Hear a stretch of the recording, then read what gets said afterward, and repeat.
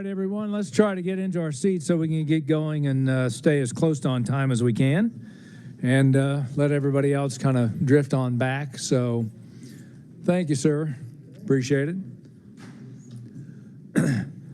We have a couple more presentations this afternoon, committee, and then we're going to open up to kind of an open discussion about this topic. Our first conferee, and we appreciate his indulgence on legislative time rather than actual clock time, is Nathan. I forgot how we pronounce your name. Deschmaker. Anyhow, Nathan will correct me, and he's from up in Montana, and wants to provide us with some information about what's happening up there. Nathan, are you online? Do we have Nathan online? Can you hear me? Yeah, we do. Go ahead and crank up his volume so we can hear him clearly. Yes, sir, we've got you, and you have the floor. Sounds good. Hold on a second here. So yeah, the second pronunciation of Deschmaker was correct. It's Nathan Deschmaker. I am up in Montana. I was hoping to be with you guys in person. Had some delayed travel, so on the virtual side here. Not a big fan of the virtual stuff, but it'll work for today. So I run a cattle ranch in Montana. I serve as a conservation district supervisor in Petroleum County. I'm also a governor appointed director on the Montana Grass Conservation Commission, which has statutory authority to oversee the grazing administration and the state grazing districts and safeguard the livestock industry, domestic livestock industry in the state of Montana. So that's a little bit of background on personally. That's where I come from. So we're 10 minutes in on the hour, so I'll probably won't take as long on this as I would have if I was in person. So I'll just work through some items here. One thing that I want to start with is the policy of our fathers. They established a framework of government that we are all the beneficiaries of today in our Republican states, and the separation of powers, etc. And the guarantee of a Republican form of government to the states within the Union constituted what James Madison in the Federalist Papers called a compound republic. We see this diffusion of power at the state level as well as with political subdivisions in counties, boroughs, municipalities, and the individual property owner. All sovereign jurisdiction, or all sovereign within their lawful jurisdiction. The Public Land Law Review Commission report was a congressional report that was established, well, the committee was established 1964, I believe, to do a comprehensive review of the public land laws of the United States, intended to provide recommendations to the Congress to draft legislation for the administration and managing of our public lands, primarily in the western United States, where most of the federal lands are, but other contexts as well. And the Public Land Law Review Commission report, probably the most extensive congressional committee for such purposes ever established, took them 6 years to develop a report that then was published and put forward to the Congress. And it took them another 6-7 years to draft legislation, which includes the Federal Land Policy Management Act, the National Forest Management Act, Public Rangeland Improvement Act, many key cornerstone statutes at the federal side for administering our public lands flowed out of the Public Land Law Review Commission report. And in that report, the committee that developed that work product stated, quote, "Our sovereigns differed from the sovereigns of antiquity in that they disposed much of the Western territory held in title by the government to private appropriation at nominal fees, encouraging self-determination and self-government." So what they acknowledge there is that our leaders and our forefathers in the United States of America did something unparalleled in the context of the history of the world, where sovereigns had large amounts of real estate held in title by the government. And rather than retaining that and ruling the people through the leverage of those lands, they disposed of a huge amount of lands to private appropriation. The original congressional ordinances back in the 1780s that even predate our federal constitution laid out the purpose for which lands were to be, the Western territories were to be there and made available for as soon as suitable population thresholds were reached, they were allowed to establish popular representation and appeal to Congress for and issue a constitution and become a state. So the Northwest Ordinance and other early land ordinances, and then later the homestead laws and other bodies of law, really provided a framework to dispose of the Western territories to distinct Republican states and the private appropriation of lands to private individuals with equal rights and immunities under the laws. And I am more and more convinced that the land disposal policy to dispose of the Western territory into distinct Republican states and to private appropriation of lands was the antidote envisioned by Jefferson and the early Congress of our nation to deal with the ever expanding force of the federal government. Because even in Jefferson's time during the Louisiana Purchase, you had a recognition from Jefferson and others that there was a centralizing effect taking place within the executive and judicial branches of our government.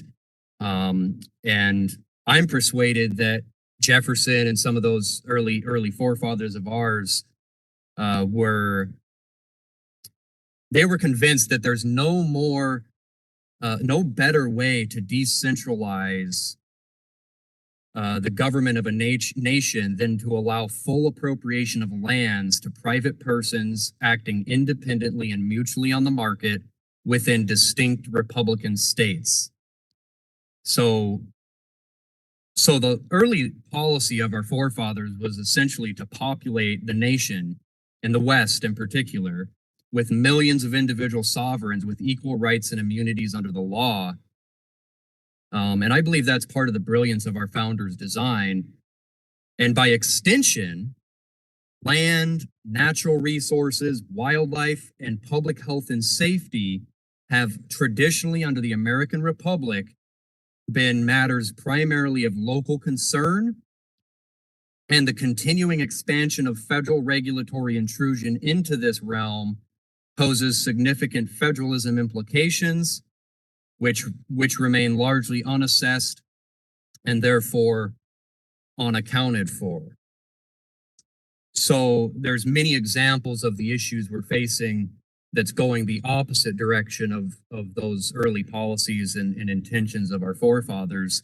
One thing I wanted to read into the record is Okanogan County, Washington State, the Farm Bureau in 2011 published a report entitled The Unsustainable Costs and Impacts of Government Land Acquisition. And in that report, they stated elected officials need to have full and accurate accounting in order to make informed policy and budget decisions and to provide the needed checks to balance the agency's sole purpose agendas. Unfortunately, agency reporting that has been reviewed is not designed to be accountable or to inform, but to sell the benefits of their acquisition programs to continue the funding.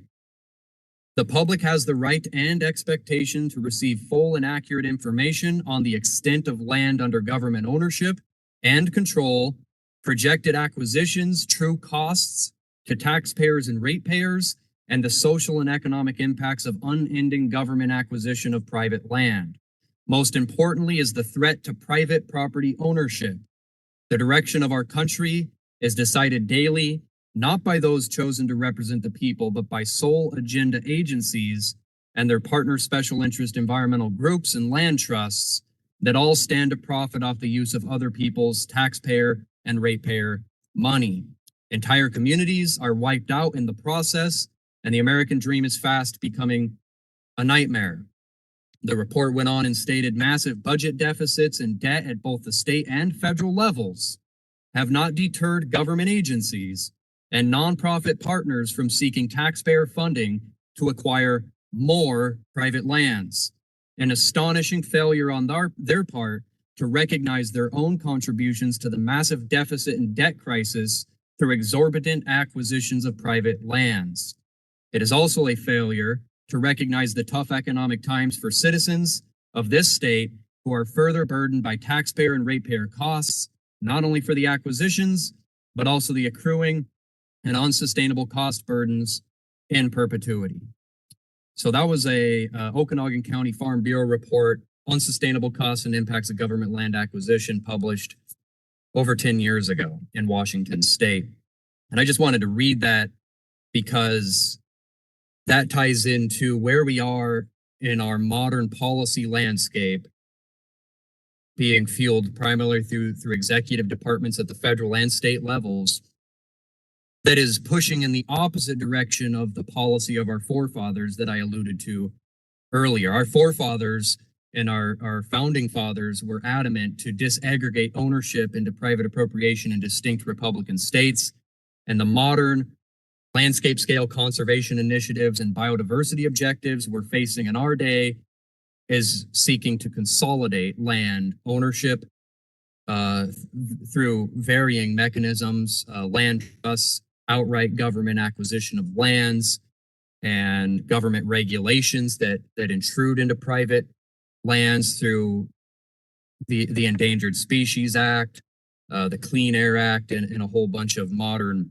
statutory frameworks that allow some intrusions into otherwise reserved rights within private lands and even our states.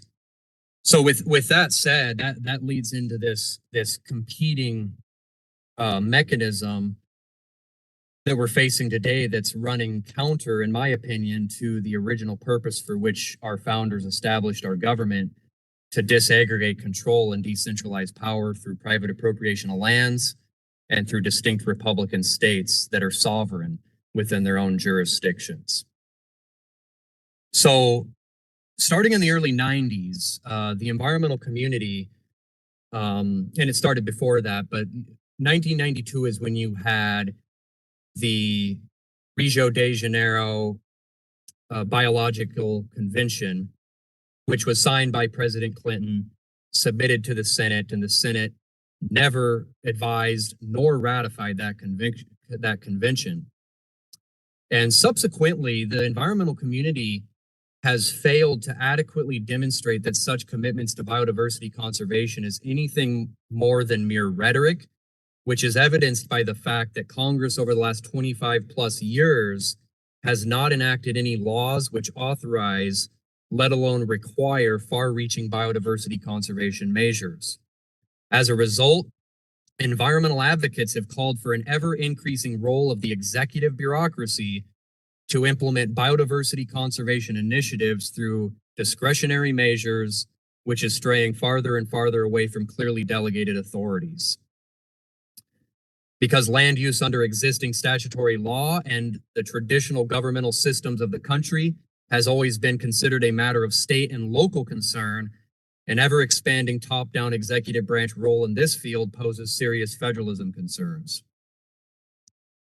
Currently, expansive federal biodiversity policy is usurping Article 1 legislative powers to the executive branch and illegitimately challenging the long-standing federalist structure of our government. And in this line, one of our counties in Montana, Phillips County, has a comprehensive land use policy. And in that policy, it states, recognize that government agencies are relying on public-private partnerships to gather information and to carry out the agendas of special interest groups, bypassing the legislative process and the voice of the American people. So as evidenced by the Okanagan Farm Bureau, this policy out of Phillips County and many other examples that could be shown, we have a significant expansion of federal executive branch agencies and departments that are implementing landscape scale conservation and biodiversity objectives, which has largely not been clearly delegated by the Congress statutorily for those purposes and objectives. For instance, the 30 by 30 goals under the Paris Accord and under executive order under this administration, the net zero by 2050, none of those timetables and targets are established in law. To the contrary, the Federal Land Policy Management Act at the very forefront lays out congressional policy, and it states that all goals and objectives are to be established by law. And those goals and objectives relate to the public lands.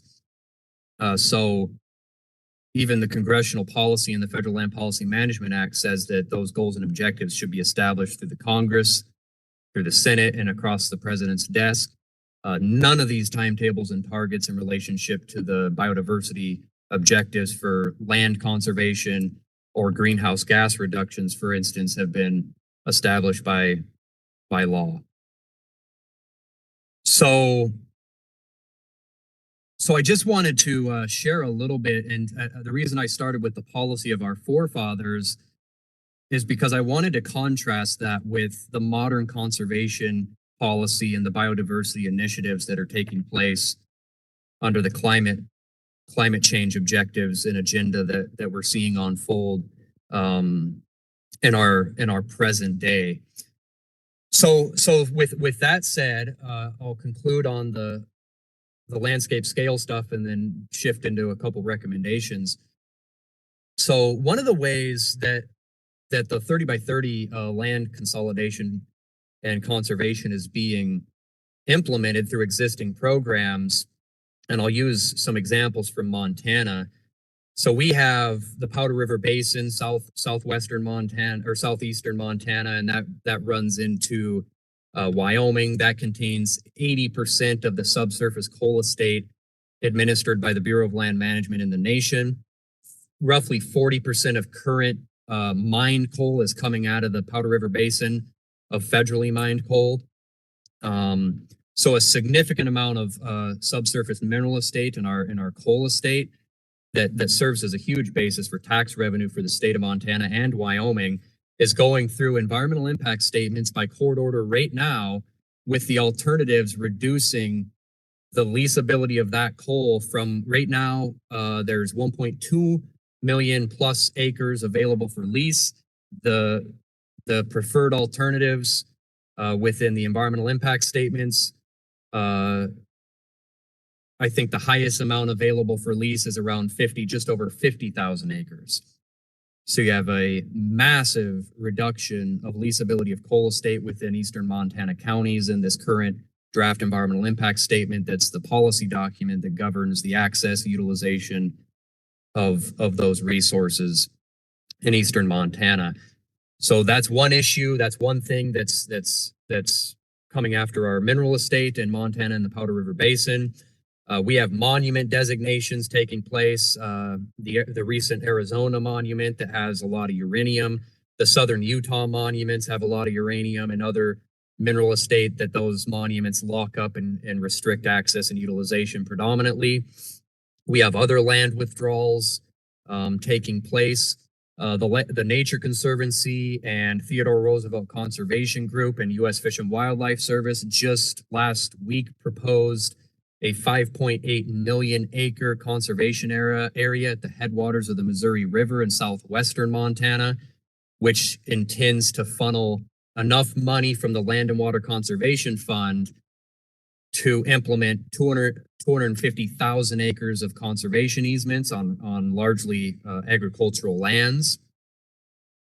We have mineral lease cancellations that you guys probably are well aware of in Alaska and in other parts, offshore leases in other parts of the nation, etc. So on the livestock grazing front, which is the primary area that I do work from a policy perspective, though I do work on broad natural resource issues in our lands. So for livestock grazing, some of the struggles that are arising there is the Environmental Species Act. That's one thing you guys are facing in Kansas with the lesser prairie chicken listing that will pose significant struggles and hurdles for your agricultural interests and livestock industry and oil and gas industry in Kansas. And then we also have the sage grouse, the greater sage grouse. It's not listed under the ESA, but the Bureau of Land Management currently has 98 resource management plans spanning 10 states that they're currently amending from the top down, not through the local field offices. That's currently taking place. I'm serving as a lead on the Grass Commission in Montana as a cooperating agency in that process. So we're tracking with that. That does not include Kansas state, but it's another thing unfolding in Western states that will have implications for use, access of resources, including our grazing resources. There's a sagebrush focal area withdrawal that I want to say is around 10 million acres spanning these 10 states that would withdraw those lands from any mineral extraction or exploration. And then we also have apex predators and wildlife corridors being implemented and pushed in Montana and other states. That may not be as big of a pressing issue in Kansas at this point, but those are other competing mechanisms we're facing that are threats to the domestic livestock industry and the public health and safety interests of our local counties in Montana. And then the other item that applies to Kansas as well as many of the Western states is the wind and solar development that's incentivized through the Inflation Reduction Act, the Build Back Better Act, et cetera. BLM is amending the or establishing a utility scale solar amendment to the resource management plans in the northwestern states to incentivize and reduce the fee rates for solar development on public lands. And in Kansas, the issue with wind and solar development will largely be in relationship to private lands on how those systems are implemented and the development and how that impacts other competing industries. So with that said, I'm just going to shift here into some general recommendations. Well, actually, first, here's one more note. So in Montana, the Environmental Quality Council published a report and documented that in Montana since 1995, the Forest Service in Western Montana has closed an astounding 21,950 miles of access roads on land they manage in Montana. Meanwhile, we have land trusts and government programs and easements that are pushing for more land access in eastern Montana, yet these same organizations and these agencies who locked up access in western Montana and seem to be doing nothing about that issue. But that's a huge issue because a lot of these programs are always based on access, especially with states with federal lands. But 21,900 plus miles of access roads in our Forest Service in Montana alone have been either fenced off, closed in, or grown over since 1995. So with that said, I'm just going to offer some general recommendations and then some legislative recommendations for your committee. So one thing is, I know that this committee is focused on foreign adversarial investments in lands in Kansas. One thing that I want to make a note of is one potential for further study and investigation is identifying non-governmental organizations that are conditionally working with foreign adversarial governments such as China. China passed a law in 2017 that has very stringent requirements for non-governmental environmental groups that are working in China. So it would be it's a concern. It's concerning for those NGOs that are still working in China and implementing programs in the West.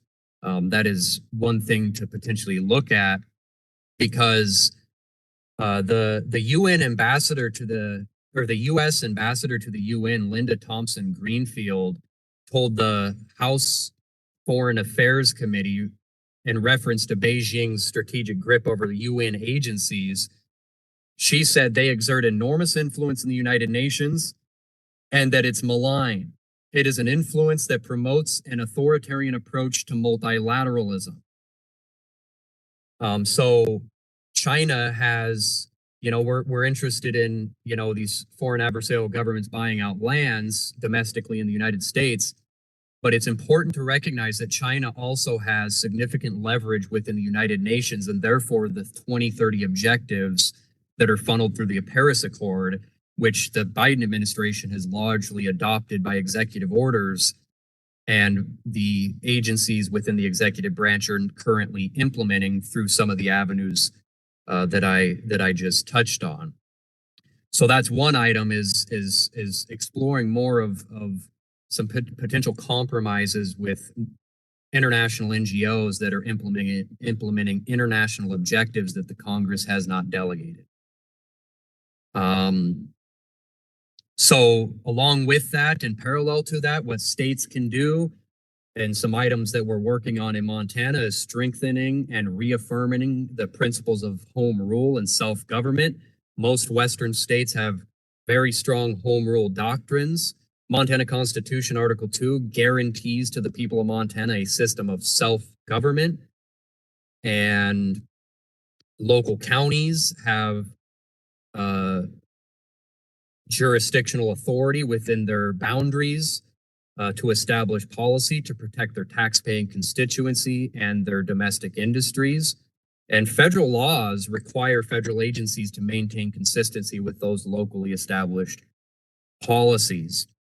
One thing we're working on trying to do in Montana, the Montana Grass Conservation Commission, we're a state agency under DNRC, but we have statutory authority to advise our county commissioners in the development of uniform policy. Specifically, our wheelhouse is the domestic livestock industry. So we are currently, we have some resources through the last legislative session for the Grass Commission to do some mapping and explore and develop some uniform policy that will help safeguard our rural resource dependent counties and the agricultural industries within those counties. And that's unique to Montana with the Grass Commission, but the doctrine of home rule and the strength of local policy applies to most of our states in the union. So that leads into some legislative recommendations. Montana has a statute called the Montana Private Property Assessment Act, which requires the Attorney General to develop a flow chart and a checklist for state agencies to go through to determine whether or not there's takings implications in relationship to their rules and things they're promulgating through those agencies. Kansas, so one recommendation that your committee or some of the senators and congressmen in Kansas can look at is to revisit the existing Kansas state statute, the Kansas Private Property Protection Act, and review the statutorily required checklist for state agencies to determine whether their actions have takings implications. From my research, many states, Washington, Kansas, Montana, and several other states have like-kind statutes in place to safeguard the private property rights interests of their people. So one subcategory of the property rights takings that could be explored is to consider how modern and novel land acquisition mechanisms and other processes which encumber private working lands may pose takings implications. So what I'm saying there is I think it would be important to look at the existing procedures for these takings implications processes and safeguards for private property, and then look at how modern mechanisms that may not have been accounted for are developing and intruding onto private lands and regulating private lands that may pose takings implications. So So one recommendation is to take a closer look at the new processes that are being developed through land trusts and agencies that haven't been accounted for in the past for these taking statutes. The other subcategory of that is consider improving or updating procedural safeguards to better protect private property from foreign acquisition and other processes which may encumber private working lands. And then the other item, which ties into what I mentioned a minute ago with local policy, is to encourage and support Kansas natural resource dependent counties to develop natural resource policy to better secure local home rule and protect the private property rights interests of local tax-paying constituency and local industries. And then lastly is more specifically to the purpose of your guys' special committee on foreign adversarial investment, is to draft legislation that directly prohibits foreign adversarial investment in lands and waters or critical infrastructure in the state of Kansas.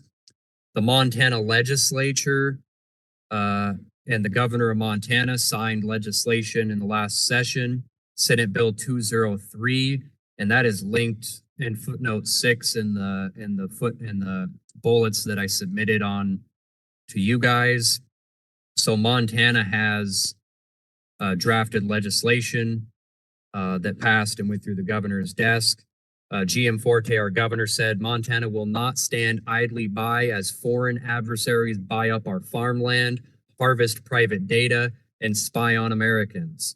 Today, we're doing what the Biden administration won't to defend our economic security, food security, and national security assets. So with that said, I recommend looking at some items Montana has done on this issue in front that may be informative for your guys' purposes, and you're probably already aware of what Montana has done. But with that said, that's the conclusion of my comments for you guys today, and I appreciate the opportunity for your special committee having me to share and put some things forward. So thank you very much for that. Thank you, Nathan. We appreciate your time. Do you have a few minutes for some questions here from the committee? Hopefully so. Yeah, I'm good here for a little bit. So, yep.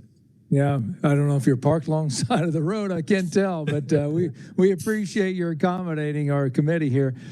First, I'm going to go to Representative Heiberger has a question. First question.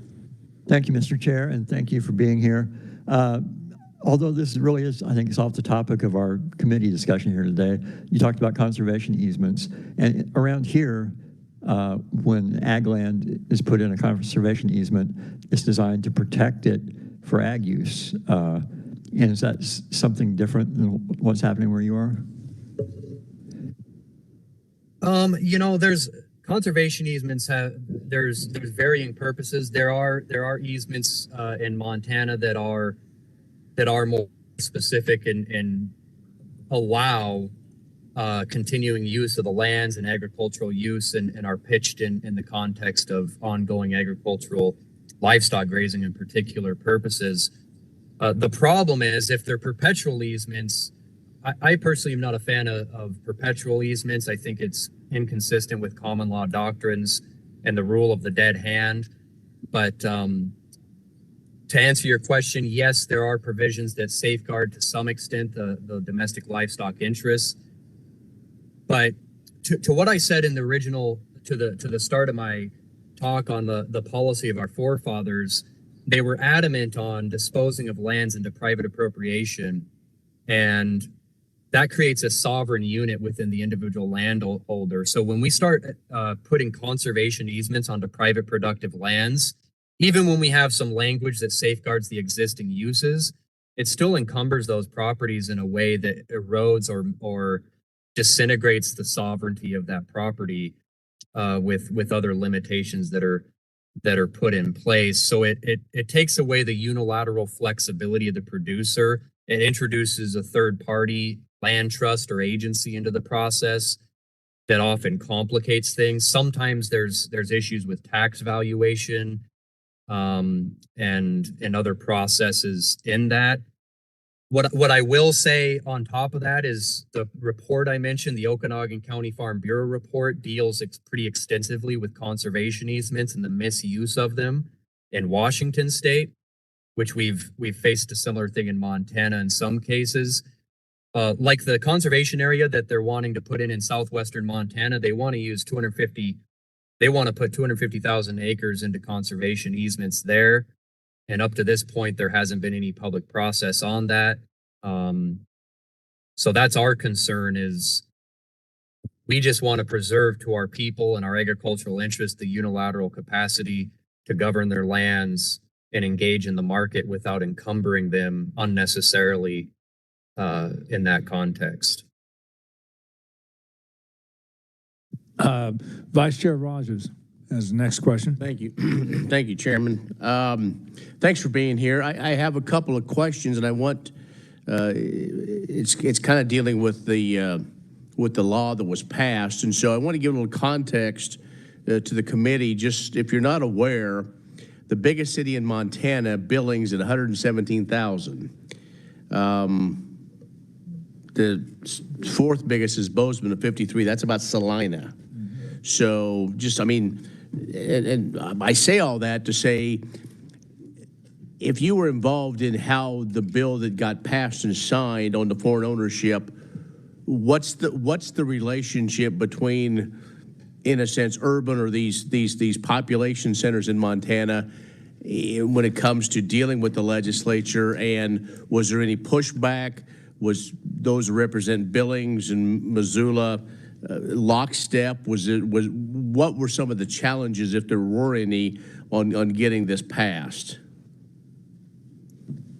Yeah, well, like you said, we're a lot less populated state than Kansas and not quite as large a population centers. I was not personally involved extensively on that body of legislation that went through and was passed.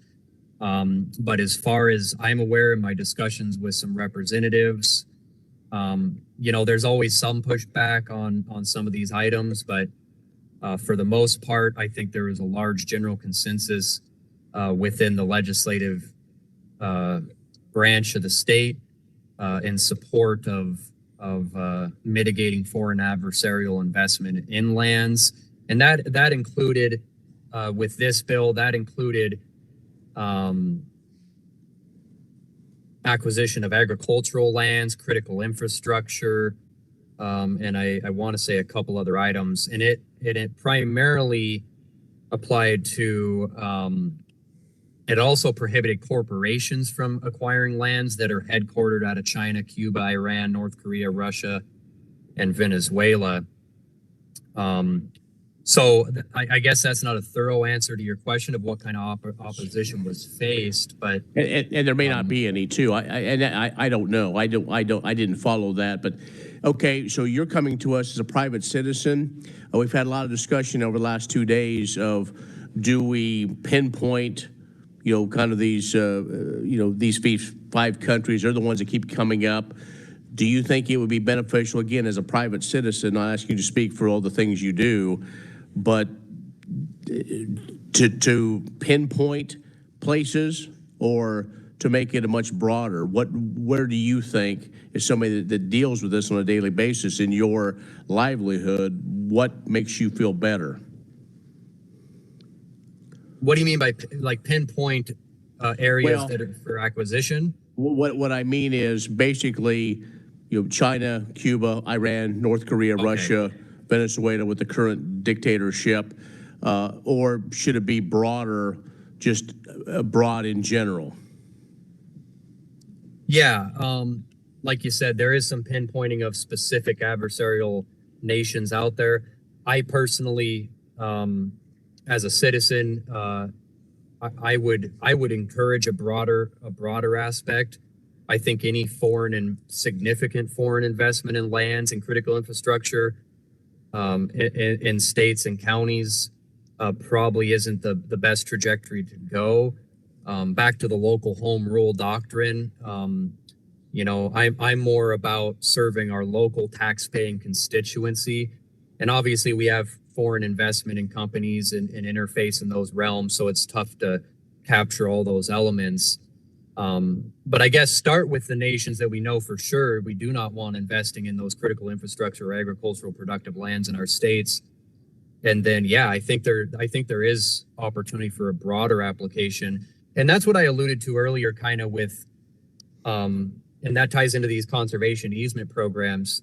A lot of the conservation easement programs and land acquisition schemes that are even happening through our federal and state departments are implementing international objectives and targets out of the United Nations and the Paris Accord through executive process that really hasn't been thoroughly delegated by the Congress nor most state legislatures.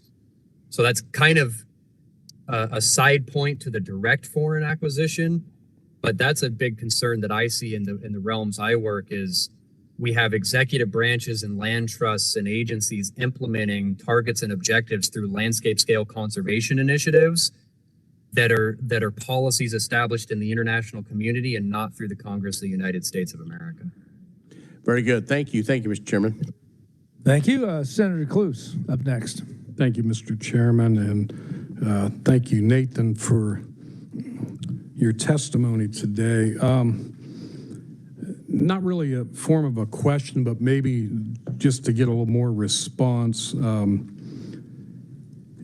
Many domestic NGOs seeking to establish policy through executive and judicial branches circumventing the legislative branch, and it seems like we have been seeing that more and more, not just on a national level, but even a state level, and where we have these NGOs that are set up, sometimes kind of like lobbyists, sometimes maybe not registered, or I see a lot of this with nonprofits that are pushing an ideology, carrying within them an agenda, and the circumventing of the legislative branch is an issue. And I don't know on a state level, how we deal with this nationally, but somehow to safeguard even within our local or state agencies, the circumventing is a key thing. Can you speak to that a little bit more? I know we've seen our civil liberties affected through that.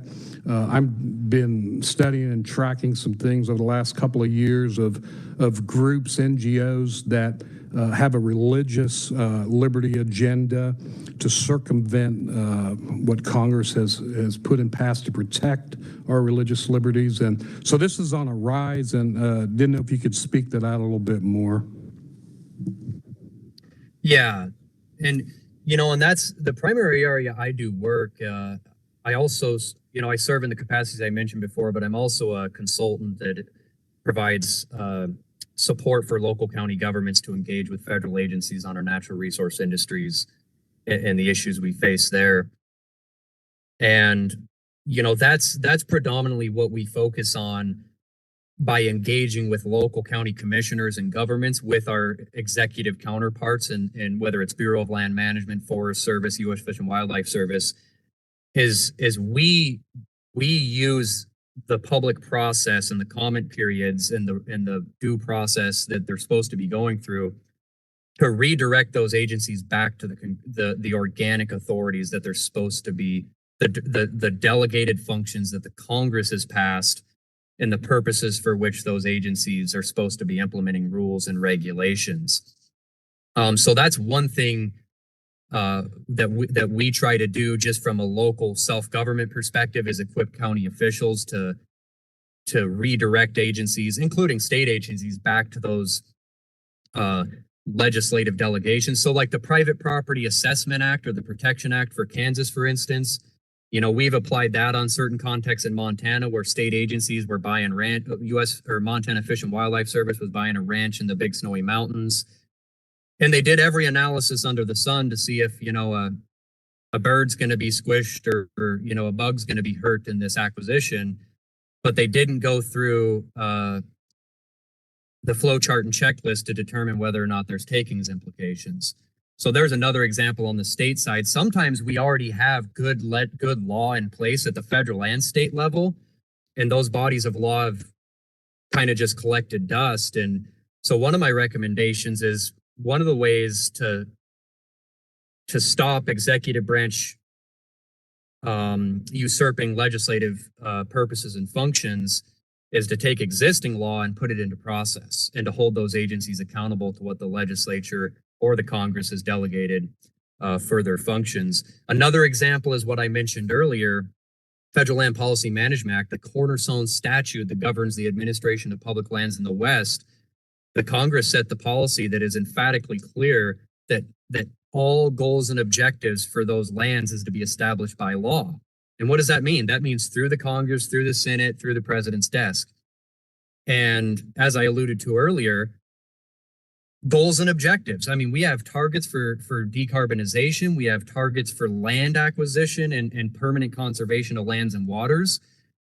And my challenge to you guys or anybody else out there is show me the statutory delegation or the laws that were passed through the bicameral process our Constitution demands that set those objectives and targets. I haven't found them. Maybe somebody could present that to me. But right there's a perfect example where you're not only circumventing present legislative functions, but laws that have already been duly established through the legislative process that are governing law. And so it is problematic to have agencies, and some of this is our fault because I think we've probably delegated way too much over to the executive branch in some respects as well at the federal and state level. So hopefully our legislatures at state and federal can find some ways to hold agencies more accountable to the original purpose for which they delegated functions for them to accomplish, so that they're not implementing special interest processes within counties and states that bypass legislative oversight and the voice of the people. Very good. Okay. Thank you. Any other questions? Just one quick one from me, Nathan. This is Senator Mike Thompson. Montana, there's an awful lot of federal land up there. Do you have any idea of what percentage is federally owned or managed land up in Montana? We're not as, I should have an exact number. We're not as much as a lot of states, but we're under 40%, between 30 and 40% federal Forest Service, BLM, U.S. Fish and Wildlife Service. Do you, with regard to that, you were talking about the coal, the Powder Basin there, and some of the implications. How are you fighting back against, or are you able to fight it back against some of these upcoming EPA rules, which are really hindering the coal industry up there? And we have some coal production in Kansas, not nearly what you have, but southeast Kansas, I think, has some. And just kind of curious if you're finding any kind of successes at all with overriding these agencies that are just setting arbitrary targets. Yeah, in regard to the coal, we're engaged on that in equipping the record. The public comment periods, we put in substantive comments on those. The concerning thing is the only reason they're redoing this environmental impact statement for the Powder River Basin, it was from a court order requiring the agency to take into consideration greenhouse gas as a proxy for climate change. So they're forcing these agencies to do extensive impacts analyses based on greenhouse gas as a proxy for climate change, which yet again, you'll find that nowhere in the National Environmental Policy Act or any other cornerstone statutes for federal agencies analyzing impacts. So that's what's happening now of why they're going through the process with the coal up here. So we've equipped the record on that, or different entities have. That has to go through a 60-day consistency review through the governor's office in Montana. There's a lot of checkerboard pattern lands where Montana trusts lands. You know, this is 1.2 million acres of federal coal estate, but this is also going to affect about 1.5 million acres of DNRC state trust lands, because we can't access and utilize the coal in the checkerboard context when the feds have shut off the leasability on those parallel or kitty corner parcels. So to answer your question, we're engaged in that process. Hopefully we can get some alternatives in that decision that allow way more than what they're proposing for leasability of the coal estate. But it's a struggle to keep up though with all the everything going through the executive branch for sure. But we're doing what we can in Montana to engage on the key issues and try to safeguard our mineral estate and our livestock industry. Okay. Committee, any other questions? Seeing none, thank you very much, Nathan. We appreciate your perspective from Montana. Safe travels wherever you're heading. I know you're on the road, and sorry we couldn't see you here in person, but we really, really appreciate your testimony. Thank you very much. Yep. Okay. Thank you, guys. All righty. Committee, it's time for a 2 o'clock break. We will resume at 2:10. Have our final conferee, Robin Reed from K-State, and then we'll open up for kind of a roundtable discussion to see where we go from here.